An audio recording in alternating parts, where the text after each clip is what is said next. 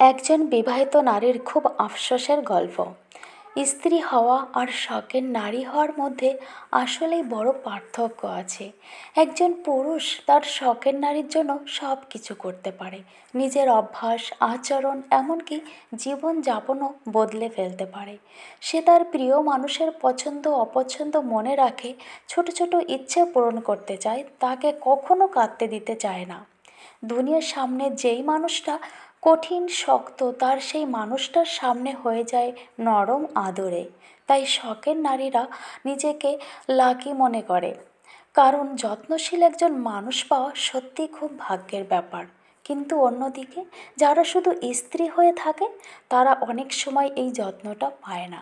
স্বামী তাদের অনুভূতি বোঝে না, অসুস্থ হলে দেখভাল করে না, এমনকি প্রায়ই না দেখার ভান করে।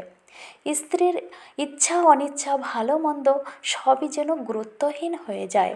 স্ত্রীর কাছে যে মানুষটা খুব শান্ত নরম, কিন্তু নিজের স্ত্রীর কাছে হয়ে যায় রাগী কড়া, একদম বাঘের মতো। এই স্ত্রীদের জীবন কাটায় অবহেলায়, অপেক্ষায়, একদিন সব ঠিক হয়ে যাবে এই ভাবনায়। কিন্তু সত্যি কিছু ঠিক হয় না, সব কিছুই শেষ হয়ে যায়, অভ্যাসে পরিণত হয়।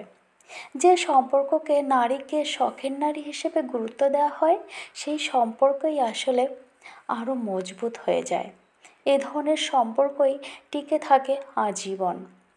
ধন্যবাদ প্রিয় বন্ধুরা, ভালো থেকো।